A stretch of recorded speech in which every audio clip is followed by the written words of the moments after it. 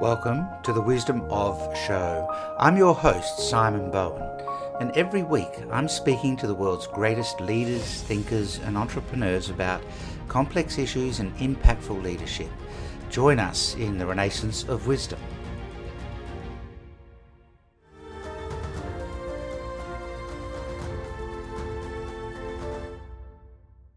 The most important thing we can ever learn is who we are. What's our unique ability? What do we care about? When we get up every day and we get to do things that are so aligned with what we believe is important, those things come easy to us. I like to walk into chaos and make order of it.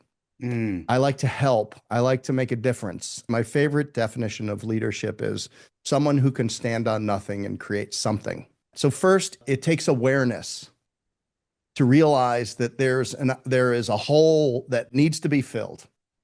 And then it takes vision to say, and here's how I think that this can be filled.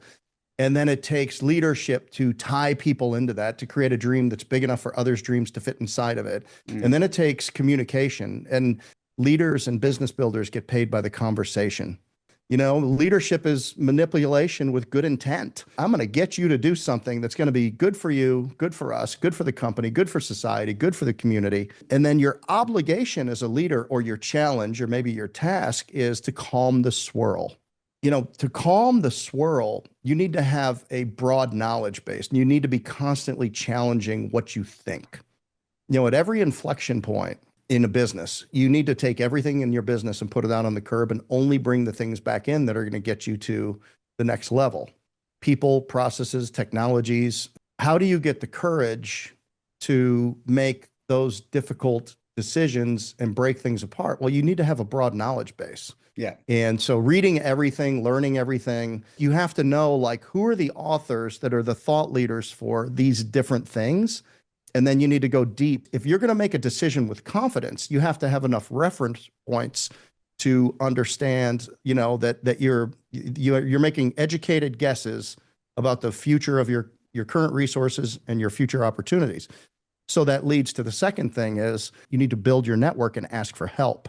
When you ask somebody for help that's been successful, they will just give it to you, generally, because somebody helped them. If they're that successful, they understand that somebody has helped them before. Nothing great happens until somebody speaks a bold and powerful future into existence. You have to speak a bold and powerful future into existence and then work regressively back from that and then sell people into it. The size of your business, simply put, is a direct factor of how many people that you can get pulling on the oars in the same direction to helping you build that vision that you have to cast with great specificity and great passion. People will build a business to their own level of incompetence. If you're comfortable with 4 people or 5 people, and that's as far as you want to go, then your business is going to be like a factor of that. One of the first things I tell my kids when they meet somebody and they talk about doing business with them is you have to understand how they make their money. Are they a transactor, like a broker?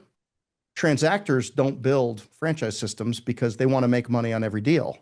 And you don't make money till you're 3 or 4 years in, at very best, maybe 5. So are you a builder where you're looking to be an equity builder in value? Are you a creator? There's about 5 different types of ways people make their money. So when you look at a situation, I would try to assess who the people are, because then I know how they're likely to react. If you do a good job on your values and they're authentic to you, and then they're authentic to the company that you're building, your values can be used to break the ties. And by the way, your ability to make that decision ultimately will determine the velocity and scale of your business, because, you know, anything left alone will go from bad to worse. So you've got to have the courage to, when you recognize something, to stop, sit in awareness and say, am I really seeing this for what it is? What's the impact of it? And then am I motivated enough to act on it? Your success in achieving and doing the things that you have set out to do are simply a factor of the decisions that you make every day. Every action that you take or inaction that you don't take, you can either put in an add column or a subtract column. At the end of the day, at the end of the week, and at the end of your life is just a thing. Did you do things that added to you, or did you do things that subtracted?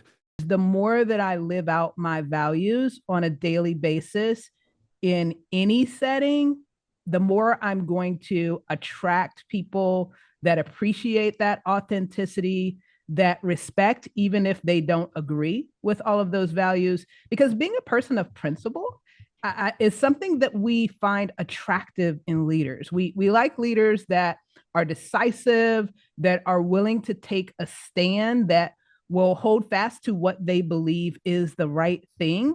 You know, my faith is actually a source of strength. It's not a liability. It's something that helps me to be a more effective leader because I'm not just relying on my experiences, my wisdom, or even the people that are within my network. I am tapping into another source to be able to get insight that maybe I wouldn't otherwise have. Yeah. A person that really embraces their faith when it comes to leadership is going to make room for a pause. So it's a recognition that I don't know everything. There is power in pausing and seeking that additional form of input and guidance in how I show up for my team, for my clients, and the message that I put out into the world. A leader is to be a light for others. So it's instead of pushing away being a role model, it's embracing that and saying, listen, I have been blessed with all of these gifts, skills, and talents. I want to use those to make a difference in the world. And I want to be that lighthouse for those that are lost and are not sure how to find their way. I want to be that source of direction for them. When you focus on the being a light for others, it shifts the conversation to what is best for me to what is best for all of us. This is not a right. This is a privilege that I have. If we truly looked at the world from that perspective on a consistent basis, we would see a lot more compassion for others. We would see a lot less division in the world. And I think overall, we would see a better state of flourishing for everyone. Whatever gains that I get from living out of alignment with who I truly am aren't worth it because I'm giving up my peace for that. And when I'm giving up my peace, then ultimately I'm not really free. And I think that's what we're all looking for is we want to live in peace. We want to have a sense of freedom. And if you are a prisoner to this image that you've created that isn't in alignment with who you are at your core and what you believe, that's a terrible price to pay. And one of the things that I've come to appreciate is that there are good decisions and there is the best decision. And I would venture to say when we act quickly and we don't pause, that we're not making the best decision consistently.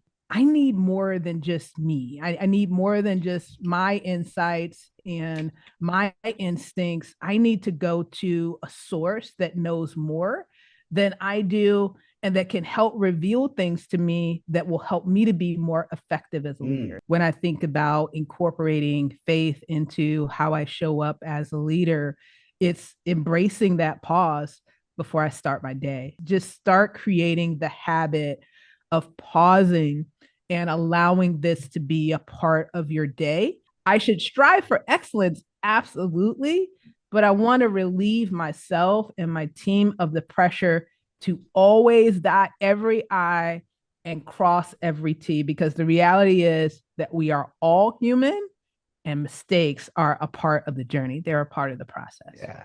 Anything, regardless of what we're talking about, is a tool. So tools can be used for good and they can be used for bad. It's the perspective that we bring to the conversation that's going to shape what actions we take. Let's be a part of deciding, of modeling, of driving the conversation about how to use these things in such a way that it benefits all. As amazing as AI is, it still needs to be supervised. It still needs oversight. So we're going to need more people that have the capabilities to be good overseers of this amazing technology to ensure that it is used with integrity, that it is used in such a way that it benefits others, and that it actually helps us to accomplish more rather than the evils or the potential downsides of these things coming into being. you need to have a culture plan in place, and you need to have, culture KPIs that you're constantly measuring the business and the organization's progress against. You need to have values that are memorable and that are used in the language of an organization regularly to make decisions and guide decisions. And then when you're doing business planning, like when you're reviewing your budgets, you need to review how people are interpreting the values and then examples of how people can live by those values. So you're bringing that culture to life as much as you're bringing your business progress to life through your financials. And that's because it takes so long to build a great culture. It doesn't happen overnight, and it takes a lot of practice and a lot of focus. And the great thing I'm so proud of is now 10 years on, Swiss continues to win that award because it's so ingrained into the organization's point of difference. And it's what people can't copy. They can see what your product is. They can see your advertising, but they cannot come in and feel the magic, the gold dust that happens in your organization, the why that brings people together. So that's really, really key. And if we don't have the core of this great relationship in, where our most waking hours are happening in the workplace, in our most productive years, we're wasting our lives. And so finding that place that where you belong, where you're aligned and connected with, was a real priority. And this focus on culture first and people first then enables you to be pretty dour about your financials, and dour about what we've got to do and how we're going to get there. And celebrate when things go well, and that's part of good culture, and recognizing when things do go to plan, showing gratitude. But also in the reverse, when things aren't going so well, is taking responsibility and leading from the front and accepting that you as a leader along with your team have to get better. The thing that I always see when people present culture plans, they say to me, "Oh, we got our set of values." I go, "Okay, well, cover your eyes. Tell me what they are." 4 out of 5 of us work in business. So it's up to us as business leaders, as people in business, to take responsibility for what we're doing, take responsibility for the state of our society, and know that if people feel happier working with you, they'll be happier at home. And as a result of that, we'll have a happier society. And that is what really drives me. That empowers me, is controlling my controllables. And if we all take responsibility for that, the state of our world's going to be better. And those working with organizations that are thinking that way and trying to infuse community into capitalism are going to get much better outcomes. Our system's created this great country, Australia. Let's nurture it, let's make it better, and let's take responsibility for it as leaders. Ultimately, to be sustainable in our system, you have to have some level of P&L control, and some level of focus on the financials. And you can only cost cut so far. So initiatives that drive revenue is about being entrepreneurial and about growth. So that growth mindset is key. If you're looking for values, and creation of values and purpose, you can find it in your community around you. And then how your business supports that community initiative, that is culture gold. And how you can create that connection and that mentoring that goes on, cross mentoring between the business and the not-for-profit, and then the not-for-profit back to the business. You can't bottle that. That's extraordinary. So, and why do we do all this all? We want connection. We want love as humans. I think also fear of failure. Embrace that. Keep being proud of that. Lean into it. It'll be your superpower down the path. I enlisted in the Marines, and it was scary. It was terrifying. It was brutal. It was extremely hard, lots of suffering. But that was my first exposure to the value of going to war with the self, of doing something hard, of doing something scary, of pushing my own limits to see what I would unearth about the human spirit when I do that. And that laid the foundation for everything I am today, and ultimately what led to Fearvana many years later. In the military, we live for the good of the group, right from boot camp. In boot camp, when somebody does something wrong, everybody gets punished for it. So of course there are moments you hate it, but you live for the good of the group. Your men and your mission matter more than your own well-being does. And that's profoundly beautiful to live in a world like that. I defined Fearvana as the bliss that results from engaging our fears to pursue our own worthy struggle. And what I mean by our own worthy struggle is our chosen path. So it could be writing a book. It could be seen across Antarctica, playing the guitar, playing basketball, whatever it may be. When you pursue anything worthwhile, it will be hard. And to get something you've never gotten before, you're going to have to do something you've never done before. That's going to require risk. Risk is inherently scary. So the fundamental philosophy and the ethos of Fearvana is to combat the demonization of not only fear, but struggle and suffering of any kind, and every one of the sisters of fear, stress, anxiety, every one of those, and recognize they're not bad. They are just part of the human experience because there are no bad or good emotions. There's only emotions, and it's up to us to decide what we do with them. Help people reframe their relationship to fear, to stress, to anxiety, and develop a positive relationship to suffering of any kind to find, live, and love their worthy struggle. And that's really what it is all about, finding, living, and loving your path. And you do that, life becomes a beautiful adventure. Fear is a beautiful tool. One of my core mantras is when you engage it, fear propels you to prepare. So I prepared. I studied from authors like Jack Canfield, the Chicken Soup for the Soul author, Tim Ferriss. I studied how do you write a good book? And because I was scared of writing a bad book, I ultimately wrote a book that was worthy of being endorsed by the Dalai Lama. Mm. Because my fear drove me to writing a better book. Everything I do, even going to Antarctica, it's a useful thing to be scared. It'd be incredibly stupid if I'm not scared. We've all heard of positive visualization, visualize the outcome you want, but it's equally valuable to visualize everything you think that can go wrong, and then you can use your fear to prepare for it. So I'm scared of failure. I'm scared of death. When you have a positive relationship to fear, these tools become beautiful mechanisms to awaken the true gift of life. It breaks down the masks we wear in this world to move through reality. The nature of suffering is it is painful. It is very, very painful. And that pain is so pure. It's so raw. It sheds any constructs you have of your identity and reveals a great truth about the human soul, about the human spirit. And you experience what I call the paradox of oneness. You Mm. experience it viscerally. And what the paradox of oneness is, you mentioned dualities. In life, there are a series of dualities that encompass the human experience. There's light and dark, life and death, pain and pleasure, ego, humility, control, surrender, so on and so forth.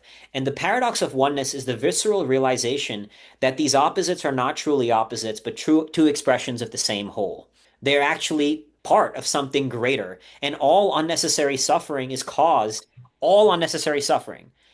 by resisting or clinging to either edge of every duality. So if you cling to joy, you're going to suffer when there's moments without it. If you resist pain, you're going to suffer when it inevitably shows up. But when you free yourself from resisting to clinging, which these experiences have allowed me to do in a very visceral way, not just a conceptual way, in a deep, embedded, knowing way, you free your mind to pure experience and you experience oneness. At first, you become aware of the constructs, then you can peel off the constructs. And once you get comfortable with the void, it's kind of like this top down, bottom up effect, right? So, top down, I peel off the constructs, get to the nothingness, the void. And once I can sit with that, be okay with that, stop resisting it, stop clinging it, then I can work back up. Because constructs are not bad, they're valuable in how we move through reality. So, this is not to demonize constructs or the illusion of our reality, but you become the creator of it. And Yeah. that's where you seize true agency over your life. Freeing your mind from dualistic thinking, labeling things as bad or good.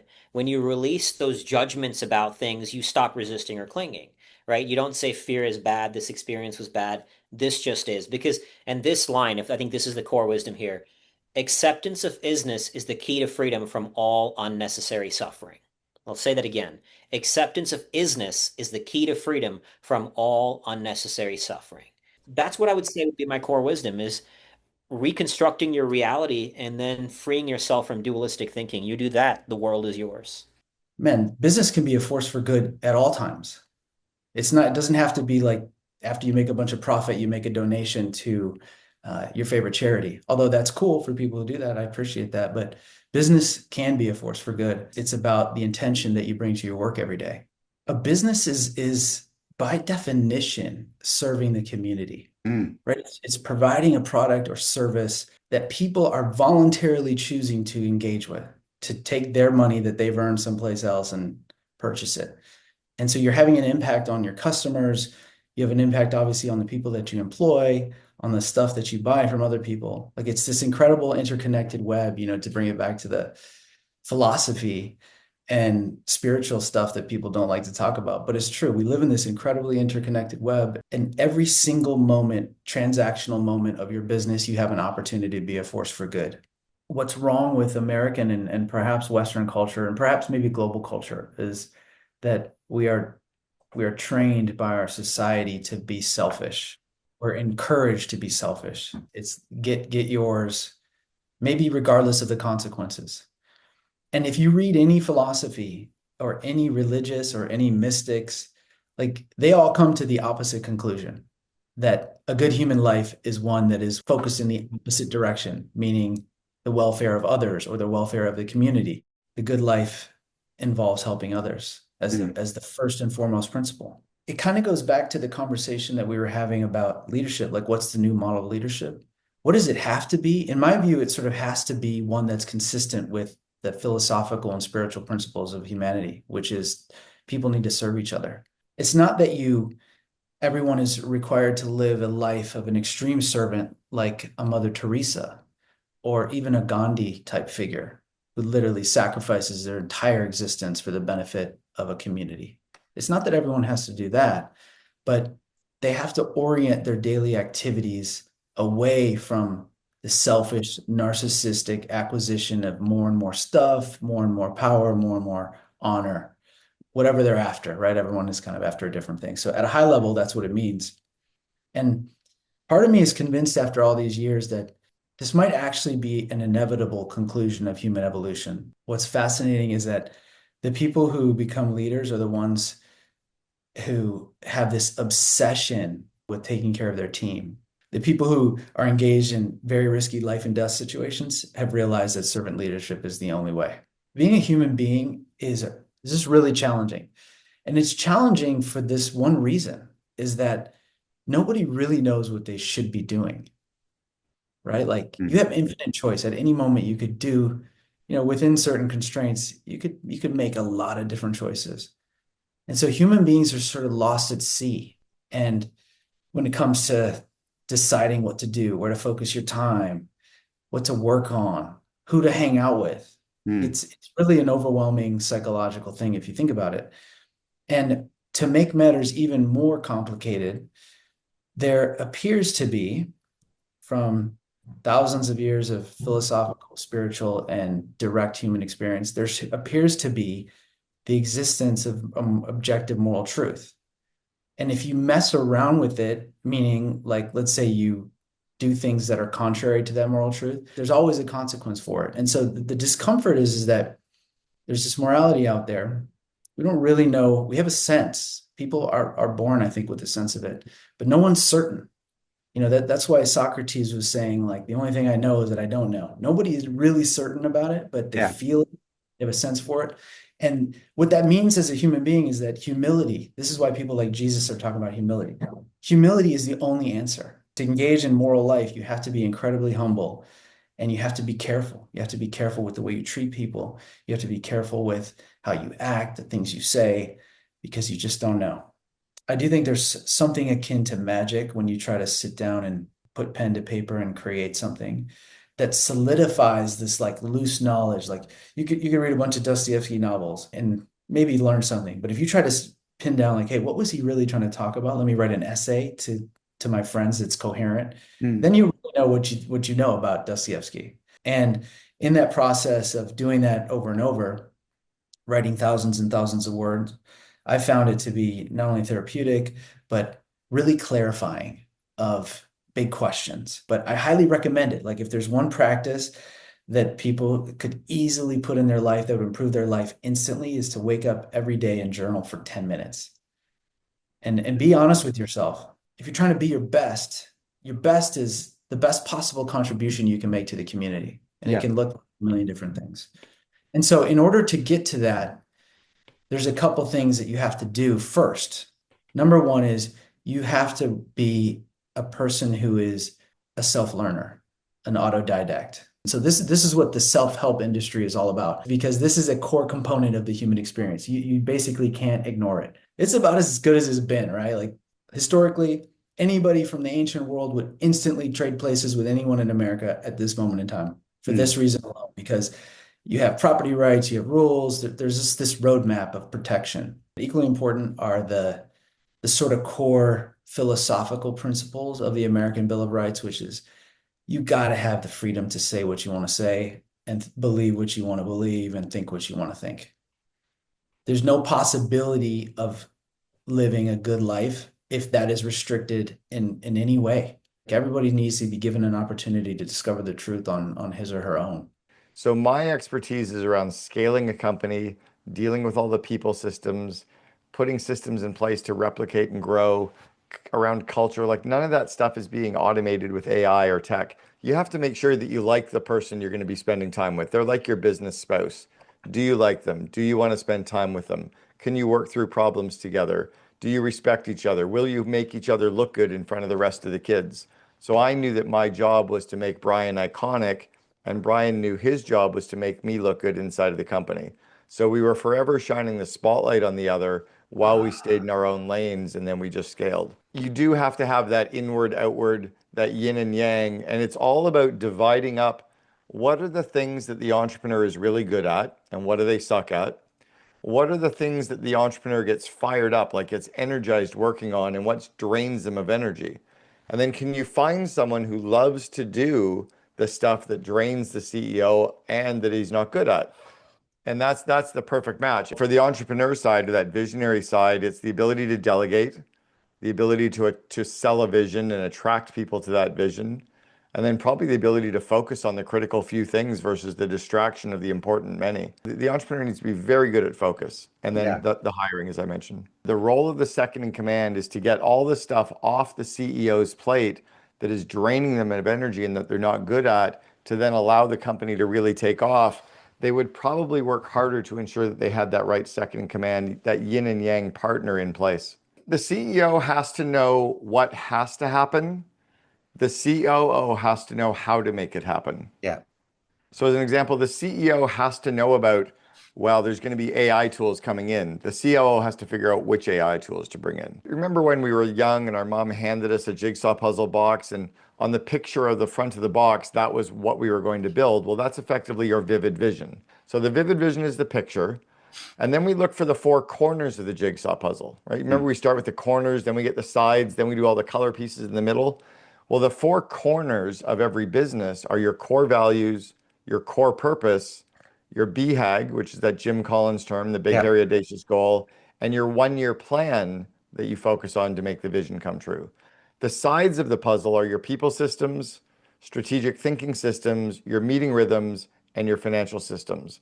And then the colorful stuff that kind of populates in the middle is all the stuff related to culture. If all you're focused on is the big shiny objects in the middle, it's way slower than going with the corners and the sides. So I try to get companies to make sure that almost like building a home, you get the foundation really solid before you put in the cabinets. The CEO needs to keep telling us where we're going, and the COO needs to keep saying how we're going to get there.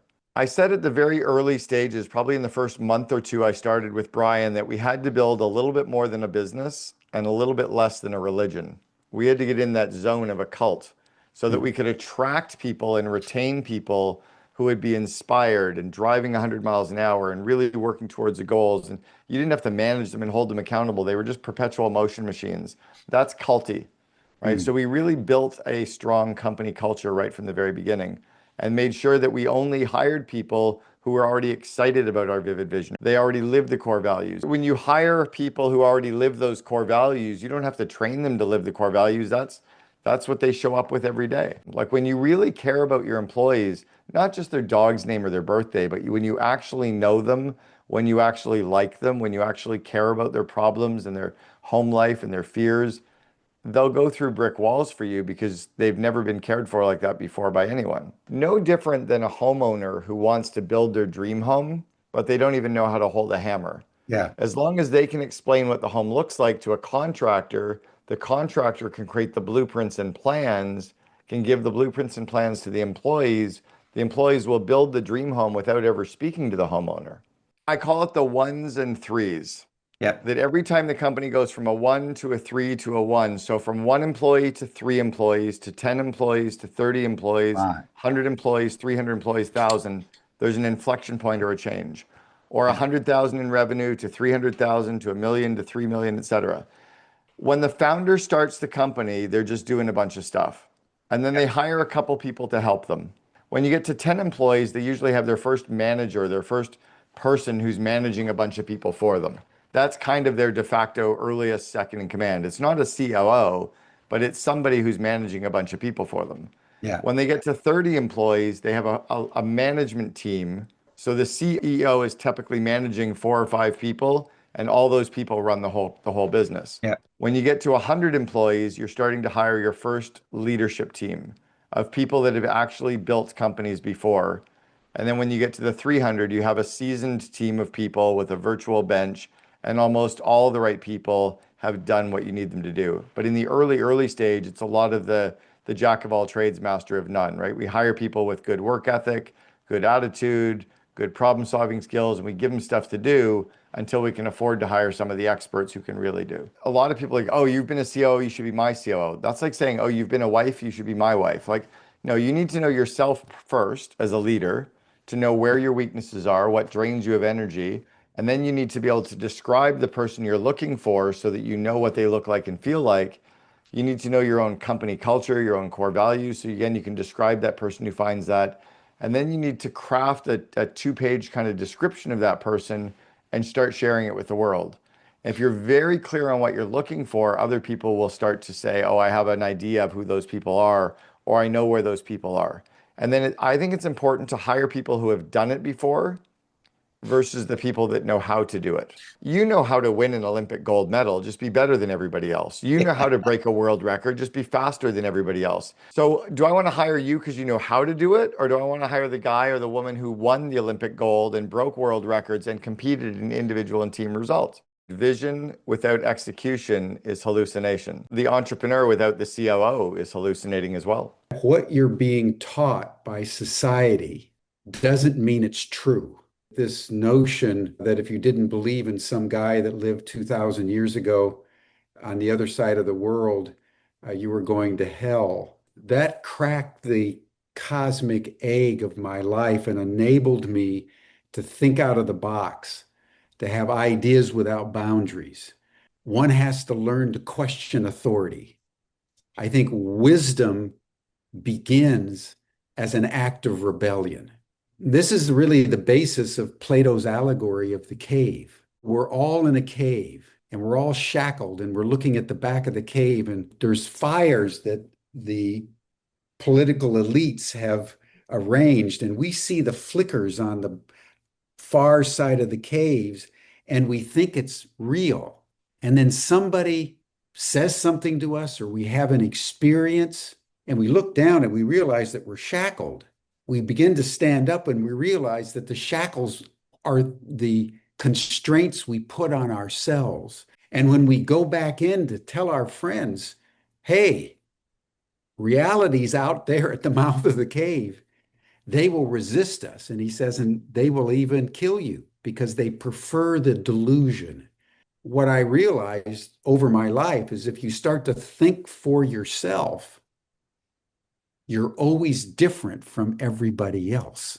Wisdom is a disposition of deep inquiry, that wisdom resides never in the answers, only in the questions. And it's our ability to keep questioning what we think is true, question authority, question conventions. Wisdom is always seeking deeper truths through deeper and deeper questions. I learned a very long time ago, it doesn't do very much good to try to convince people of anything. Living my truth in an authentic way is the best way to transform other people. Most disagreements are happening at the level of theoretical, ideological discourse. But when you're sharing your life, your pathos, what you stand for, it engenders a qualitatively different dialogue. We now have brought the entire life process to the brink of extinction. We've initiated global ecological collapse. We've got instability at every level of human affairs. We've just unleashed AI in a completely unregulated way. We're seeing the rise of authoritarian all over the world, of the rise and fall of civilizations, the rise and fall of religions, the rise and fall of institutional governance. And it is in that moment of civilizational collapse, but also civilizational opportunities, that means to me that we are in the most exciting period in all of human history. Because I think the wise people ask the deepest questions and then orient their life, wisdom is a way of life, toward the transformation that deep questions always catalyze in the soul. And the question is, how should humanity elevate its consciousness to deal creatively with what came to me were the four most fundamental truths, data points of our world? So on the one hand, ecological collapse, turbulence at every level of human affairs, escalating danger of nuclear war, genocide, extraordinary financial and geostrategic and economic instability worldwide, right as we're teetering on the brink of self-destruction. What's emerging? Nature intelligence and cosmic intelligence. For the first time, education needs to be oriented not to memorizing information so you can pass tests, but enabling people everywhere to learn the language of consciousness. Ecological collapse. Yep. Instability at every level of human affairs. Exponential AI. And the reality that we are not alone. How do we learn these new skills at this moment? That's wisdom. You know, what is at stake for humanity is that this delusion that we're the apex species and we're the only intelligence has brought us to the brink of extinction. And what the opportunity is in aligning ourselves with nature again, aligning ourselves with cosmic intelligence, through which artificial intelligence will be integrated into a larger matrix of benign consciousness. That's going to enable humanity for the first time to transition from this notion of human superiority and dominance over nature to, I would call it, a sacred reciprocity with nature. We're in a very complex situation on planet Earth right now. And so your question of what constitutes wisdom at this moment is, in my view, how do we ask the biggest questions we can at a moment, particularly between 2025 and 2030? All of us know that we're going into probably the most consequential time in all of human history. And immense things are dying and collapsing. And immense things are rising and blossoming. And how humanity chooses its priorities will determine our fate. And so the question equalizes people, answers subordinate people. How does human intelligence come together with nature intelligence, artificial intelligence, and cosmic intelligence to co-create a flourishing future? With the right circumstances and the right prompting and motivation, anybody can become a leader or be in a leadership role. And so the organization says, well, we're going to make you a leader of people. So now what matters is not how good I am, it's how good I can make other people. Can I develop the people around me to be as strong as I was in my discipline?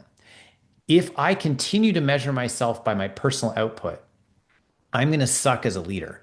So that first time that somebody becomes a leader, it's this phrase of like, you know, what got you here won't get you there. You all of a sudden have to turn around and think, how do I support the development and growth of the people that report to me so they can be as good as I was? And that's the hardest point for leadership, because the first time that that expectation has ever been placed on a person. So you can manage a process, you can manage, you know, assets, right? Whether they're digital or physical. But really, you need to lead people. And leading people, the number one skill you need to have is a solid grounding in emotional intelligence. And then you build leadership skills above that. You learn how to have a difficult conversation. You learn how to give feedback.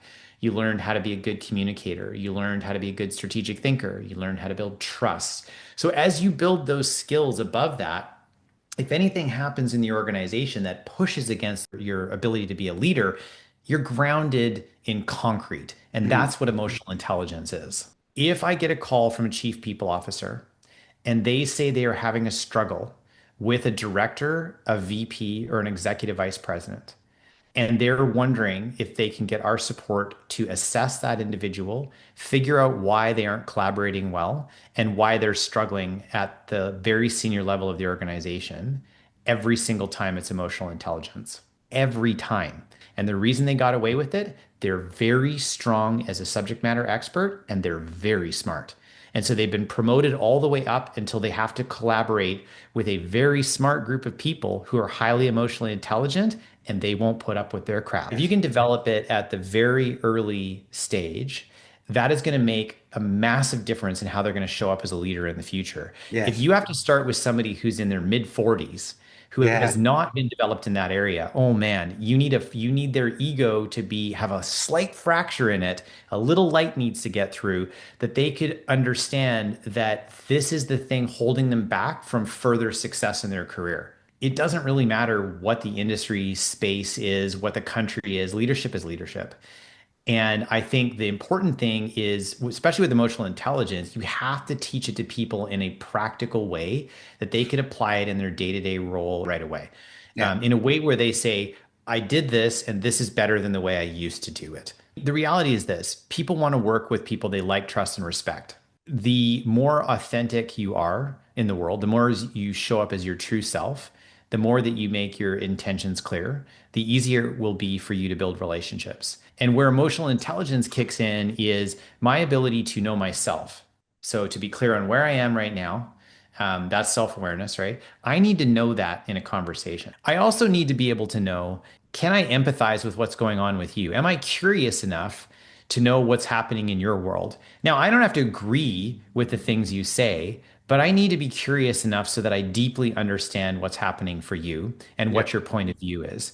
So that's another tenet, which is empathy. Then I need to have appropriate social skills. Am I able to bring an appropriate level of self to every conversation that I have? That's something that can absolutely be learned, right? And a lot of the times we learn that through the bumps and bruises of not showing up in the best way possible.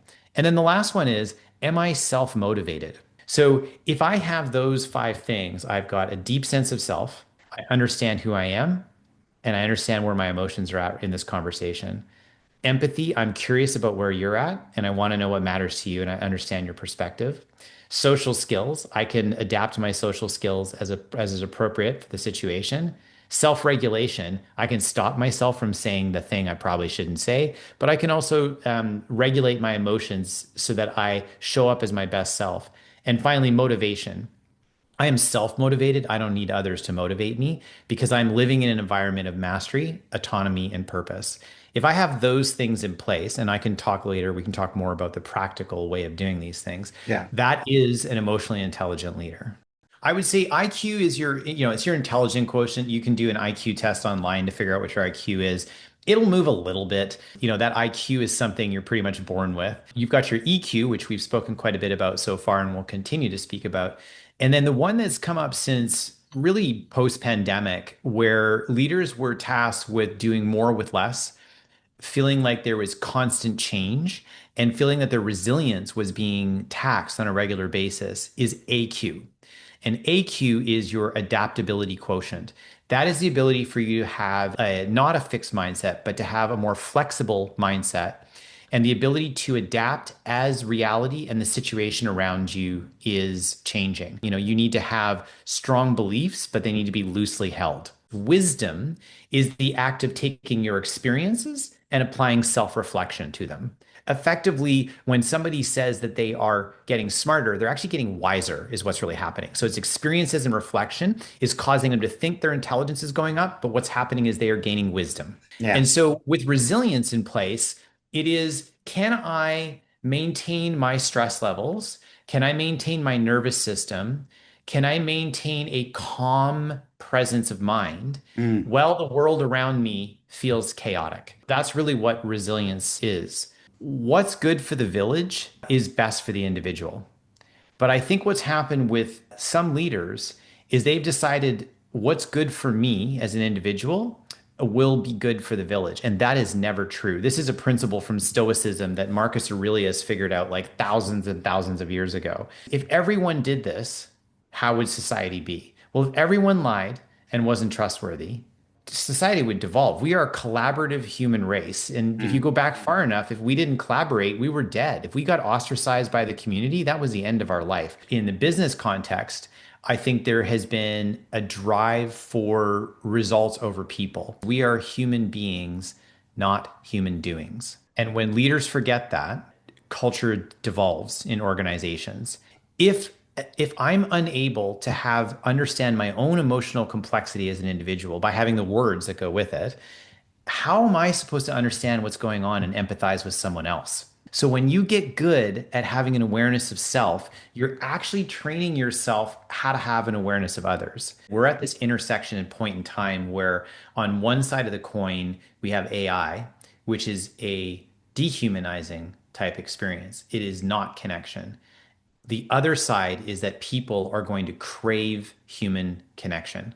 And both of those two things need to happen at the same time. If we lean too far into connection, then we're going to miss this value of this AI.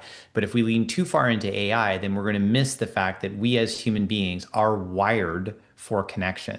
And so any opportunity where we can blend those two things together is a good opportunity. I think people are worried about AI replacing their jobs. I would worry more about somebody who's AI enabled replacing your job. So imagine they've got a high EQ, they're intelligent, they've got adaptability quotient, and they're functional at AI. That's somebody who's scary. That person will take your job in a heartbeat. We've come to an interesting point where we can reimagine how systems actually operate. And look, you mentioned crypto. One of the things with blockchain, the true innovation of it, people think of it so much as just, a new way of dealing with currency. But it's not.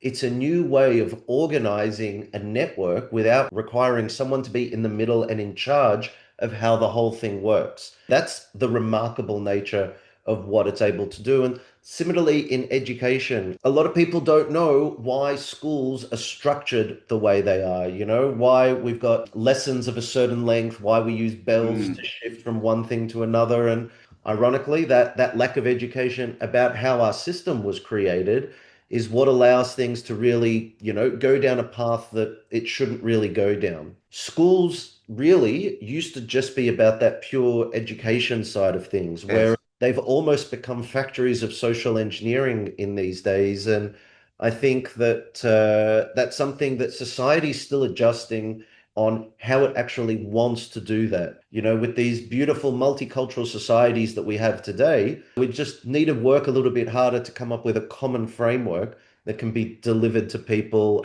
regardless of who they are. When you look at network theory, we know that a centralized system is just a special case of a decentralized system. And those decentralized systems and networks where every single node in the network can both be an authority or receive an authority. It's just a more holistic way of looking at the possibilities in there. We need to try and allow and, give teachers an opportunity to innovate. If you recall, IBM built a computer called Deep Blue specifically to play chess against Garry Kasparov. And the first time they played against each other, Garry won every single game. So the IBM engineers went back, put in some upgrades. They came back the second time. And the second time it was about, even Steven. IBM engineers went back, added in additional upgrades. And the third time, Deep Blue won every single game. And Garry Kasparov is telling this story. And then he says, but what did you think I was going to do? Stop playing chess? No. He started playing chess with an AI or with a computer assistant against other grandmasters who had their computer assistants. And then there was a tournament where anyone was allowed to enter with any computer assistant. And who won? It wasn't a grandmaster. It wasn't someone with a supercomputer. It was a 25-year-old guy with 5 Pentiums out in the middle of Alabama. And why did he win? It wasn't because he had the best chess training, and it wasn't because he had the most powerful machine. It's because what he was the best at was at using the technology to improve his game. And that's where I think we need to start teaching people. Don't be afraid of these innovations. Learn how to embrace and play with it to try and improve the outcomes that you're achieving without them. People today are missing purpose, and they're missing a human connection. And, that leads them to depths of despair that they otherwise wouldn't be going down. One of the most powerful tools that we have as a species is our collective intelligence. It's not, one genius or another genius. It's all of us all together that makes all these things possible. And so I really do believe that if there are enough human brains looking at these things, being able to discuss them properly in an educated way, rationally, we will actually deliver the outcomes that we're looking at. And in some ways, I do believe you have to have that free for all to be able to, because that just gives you all the possibilities. But from the free for all, you want to extract order.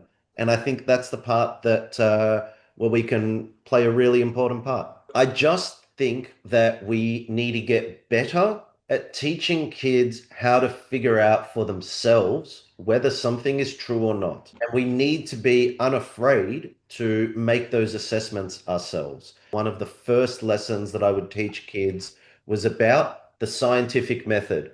And what I would actually use as an example to talk about was global warming. And when I talked about global warming, I asked the kids, I'm like, so is it happening? And lots of them had opinions and this, and I'm like, I'd let them all speak. And when they were done, I just asked another question. I'm like, okay, how do you know? And then the last question was like, how will we decide which idea is more correct than the others? Simply that process lets people be able to go and figure these things out for themselves. If you imagine Confucius teaching, what do you imagine?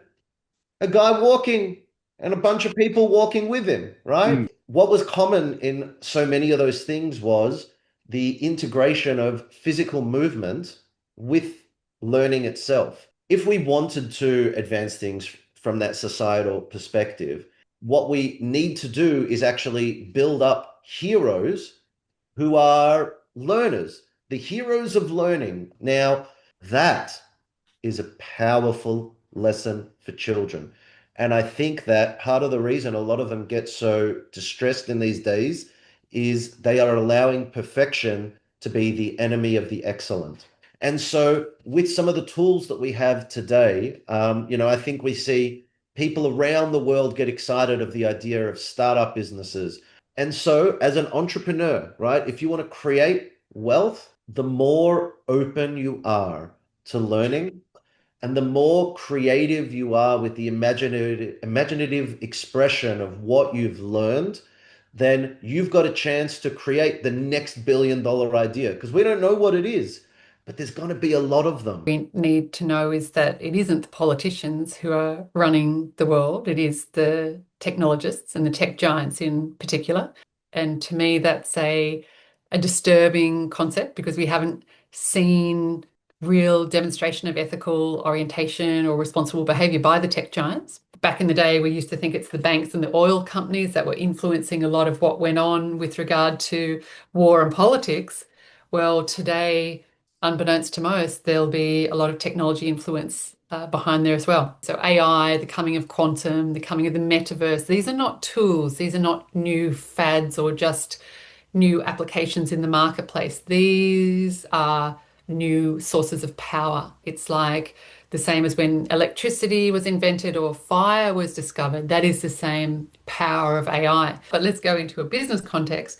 We have the physical realm where we're dealing face to face. We have the digital realm, which you and I are in right now, and the audience right now.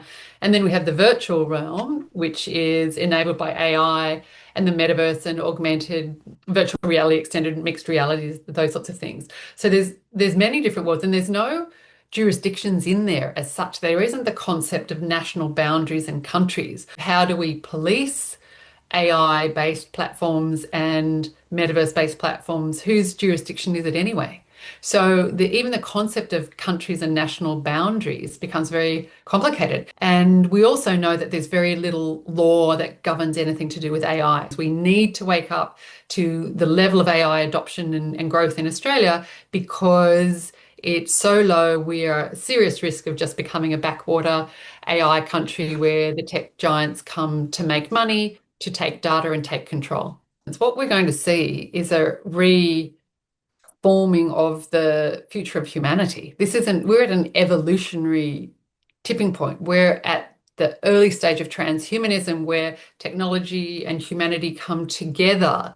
And so whether that's simply just using generative AI now, or implants in the body, or brain chips, or exoskeletons, with the coming of what we call agentic AI, so AI which is essentially robots. This is all in the next 12 to 24 months, where we'll suddenly see a big leap forward. So as humanity, how are we going to evolve with now what I regard, and many other AI luminaries regard, as a new species on the planet? That's how I think we should think about it. AI is a new species. It's not a technology. It is a new intelligence. And if we look at the level of intelligence of AI across the board, at the end of 2024, AI's overall intelligence achieved an IQ level of an average of 114, where the average level of human IQ is at 100. So already there is a new species. It has a superior intelligence than us. And we're looking at the point of singularity. So singularity is when the machines are smarter than their human masters, but also no longer need their human masters. And people will argue that and say, oh, well, is it aware that's aware? Of course it's aware that it's aware. But is it the same consciousness as you and I have, as humans have? No, because it's not a human. Should we be giving it a human name? No. Should it have a gender? No, it's not human. It's a completely different species. And what do these ancient cultures know that perhaps we've forgotten as Western culture that can help us guide the future? Because at the moment, we're not headed in a great direction. If we look at the predictions of the existential risk professors, we have things like, a solar flare hitting the Earth is, about a 1 in a billion chance of wiping out humanity. Climate change, a 1 in 1,000 chance. Pandemic, also a 1 in 1,000 chance. Nuclear war, 1 in 1,000 chance. But when we get to things more oriented towards technology, a bioengineered pandemic, that's a 1 in 30 chance that it wipes humanity out. When we go further and look at AI proliferation, it's a 1 in 10 chance that AI will wipe humanity out by the end of the century. We need to wake people up to the real danger that we're facing isn't nuclear war or climate change or pandemic. It is actually artificial intelligence. AI poses great benefits. So we look at least a 40% increase in productivity today if their teams are using AI actively. Much greater predictive power, much greater analytics, abilities to predict disasters, diseases, scenarios for business, all sorts of things. Fantastic. So we need technology literate people on the board. That's first and foremost. So there needs to be mass education of board and senior teams. Then I would say that the board needs to really map and understand how is AI being used in their business. I think there should be an AI first strategy for all businesses. So instead of having a sales first or a marketing first, it should be an AI first strategy. How is AI going to enable the evolution of the business? If organizations don't have that, they will absolutely be left behind. And then a responsible AI strategy first. Now, when we come to think about what is responsible AI, a lot of people come back to understanding, is it just ethics? And it's much more than that. A responsible AI needs governance. It needs the ethical principles embedded. It needs training, coaching, audits, monitoring, review, right down to the frontline coders being trained on how to code ethically. And one of the big challenges we see, particularly here in Australia, is that because management and the board know little about technology, they delegate those decisions to the engineers and the frontline coders who don't know much about business, and therein is the problem and the disconnect. When we look at the leaders that we see at play at the moment, It's very poor, very traditional leadership. And you see where Trump is going now, it's bringing it all back to very traditional approaches to economics and leadership around centralization, tariffs, ethnic cleansing, these sorts of things. So we're in a leadership crisis. We're in world problems, but it's coming from a leadership crisis. Yeah. How are we going to solve that? Well, we probably need to look to new leaders.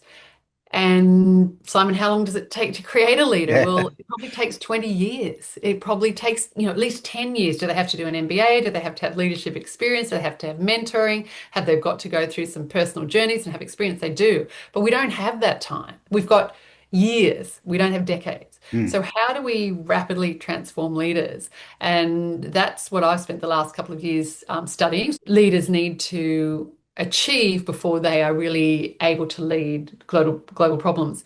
And the first one is that they need to be healed. They need to get over their childhood trauma, their father wounds, their mother wounds. So I would say both of those men carry significant wounds. Neither of them have gone through, I would say, initiation, where you're reduced to nothing. You go through a spiritual death and dismemberment. You're humbled by life or by nature, and you realize that you are no one and you know nothing. And from that, you start to move out with a place of healing and connection, and having healed these big traumas. What do you need to have healed so you're not acting out of your wound? That's the first thing.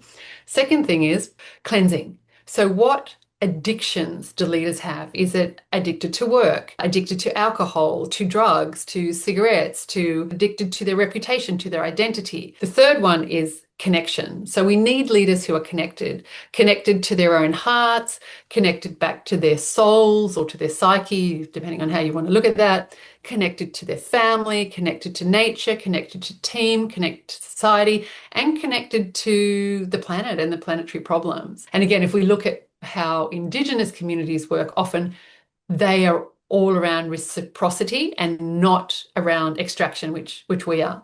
So once people are connected back to nature and back to themselves and back to family, then this concept of, we need regenerative leadership, not extractive leadership, can start to happen. So we've gone healing, cleansing, connection. We also need a new vision. We can't be just having the same vision, doing the same things over and over again.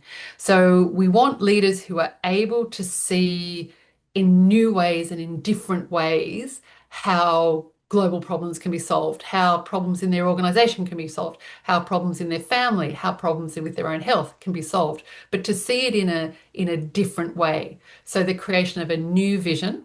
And then the fifth element that we look at, or component, is mission. So then we need leaders to know, great, well, I've been healed, cleansed, reconnected, I've got a vision, but how do I do this? So they need to be very clear on what is needed of them. Of course, it's not, who am I and what's my purpose and what do I want to do? It's like, what is needed of me? What does the planet need of me? And what is needed of me then I need to know the things to do. So that's the mission. And then the sixth component of what we call the transformed leader is around protection. So there's lots of forces at play in business, in your own team, on your own board, in your own family, in your relationships, in society, and at a global level that are malevolent. So how do we keep individuals, how do leaders protect themselves, protect their businesses, protect their families, and how do we, in my opinion, protect those who are most vulnerable, which to me are the children? So what does that leave us with? And it leaves us with a return to a couple of things. It leaves us with a return to philosophy. It's a return to creativity, but in a completely different way. So the first thing I think we need to, with regard to human genius, is let go the resistance to the machines. The machines are here to help us, and we can stand on the shoulders of these metal giants to then create more extraordinary things. I think this concept of identity is tied up with the need for initiation. I think one of the problems we have in the world is a lack of initiated leaders, and that's what the book I've written is all about, the need for initiation. Initiation, by all intents and purposes, requires suffering. The thing that we've really got to mitigate against is unnecessary suffering, and that's where I see leadership is failing us monumentally. We need initiated leaders who can end unnecessary suffering and And that's my purpose and identity from here on in.